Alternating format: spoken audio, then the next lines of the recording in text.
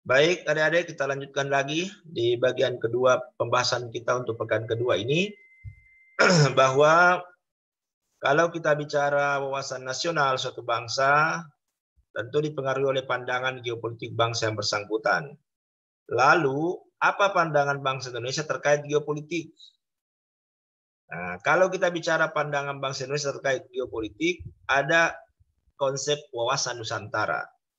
Nah, wawasan Nusantara inilah yang pada dasarnya pandangan geopolitiknya bangsa Indonesia. Makanya kelompok tugasnya ini kelompok 5, karena tadi di teori-teori geopolitik itu tugasnya kelompok 2, 3, dan 4. Nah, ini kalau kita bicara wawasan Nusantara sebagai perwujudan geopolitik Indonesia, apa sih itu wawasan Nusantara? Nah, kalau kita bicara definisi etimologinya, bahwa secara etimologi wawasan Nusantara itu berasal dari dua kata, wawasan dan Nusantara. Wawasan dari kata wawas, bahasa Jawa yang artinya pandangan.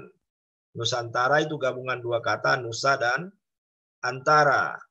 Nah, nusa dan antara ini dari dulu sebenarnya istilah Nusantara itu sudah ada. Sudah ada secara historis, itu bermula di saat Sumpah Palapa Gajah Mada. Bahwa ya dia ingin mempersatukan Nusantara. Itu ada di kitab Pararaton. Ya, yang mana menurut Majapahit itu Gajah Mada bahwa yang disebut Nusantara itu seluruh pulau di luar Jawa, yang mana itu ingin dipersatukan dan berkiblat pada pusat kerajaan di Jawa, Majapahit. Tapi tentu yang kita maknai secara luas Nusantara itu seluruh wilayah dari Sabang sampai Merauke, dari Miangas sampai Pulau Rote. Nah, bicara Nusa, itu Nusa dalam bahasa Sanskerta artinya pulau atau kepulauan. Dalam bahasa Latin itu Nesos, yang artinya semenanjung, atau bahkan bisa dimaknai sebagai suatu bangsa.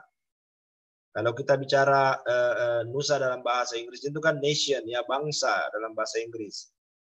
Jadi kata Nusa itu dapat berarti dua, bisa berarti kepulauan, bisa juga berarti bangsa. Sementara kalau kita bicara antara itu berarti laut, seberang atau luar. Sehingga bisa dimaknai antara, relasi, seberang atau laut. Jadi Nusantara itu pulau kepulauan yang diantarai oleh laut. Kira-kira begitu. Nah, ada banyak ahli bicara itu terkait dengan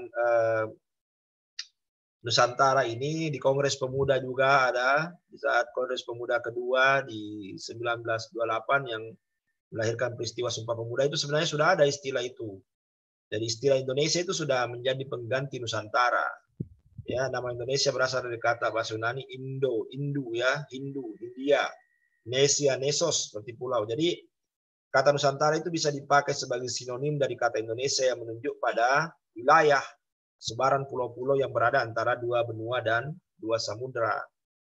Nah, ada beberapa ahli bicara, ya kalau kita bicara secara terminologis ya, jadi secara terminologis itu kita bicara konteksnya, atau mungkin itu pendapat ahli terkait dengan apa sih itu wawasan Nusantara.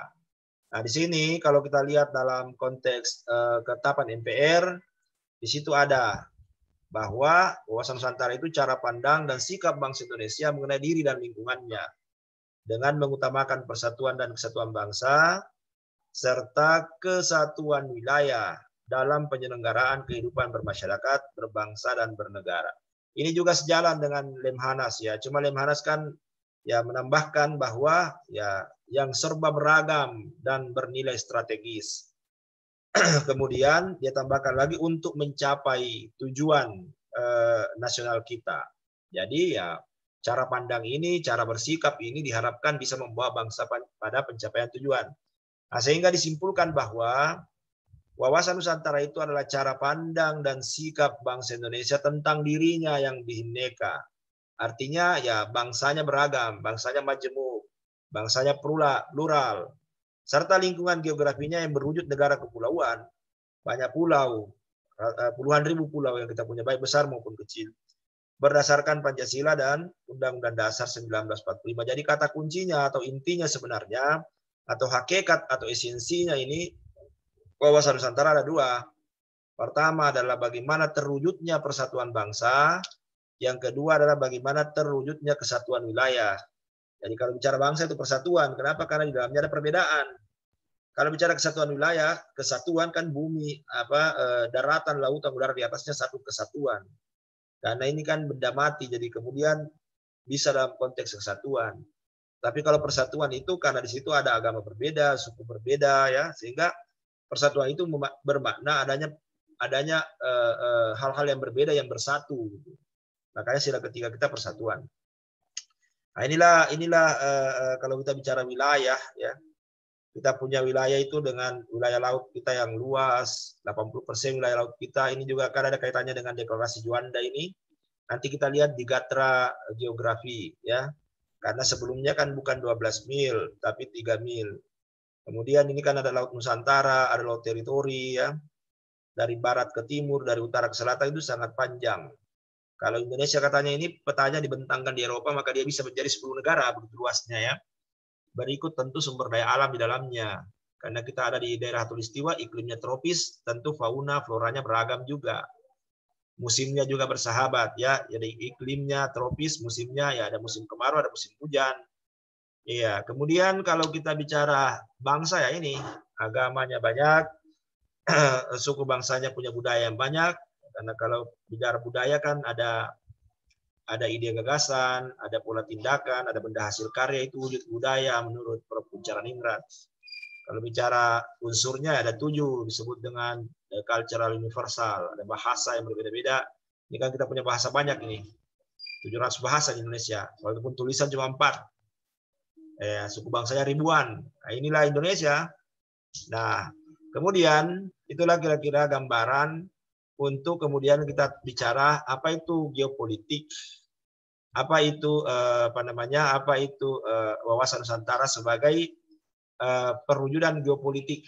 Nah, adik-adik bisa melihat itu karena kan sebenarnya ada banyak hal yang bisa kita lihat di situ kaitannya dengan perwujudan wawasan Nusantara sebagai satu kesatuan ekonomi dan seterusnya. Tapi ya kita lihat saja dulu di bagian kedua ini. Itulah yang disebut dengan pandangan geopolitiknya bangsa Indonesia ini disebut sebagai wawasan Nusantara. Baik, kita break dulu, kita mau dengar apa yang Anda pahami mengenai materi ini.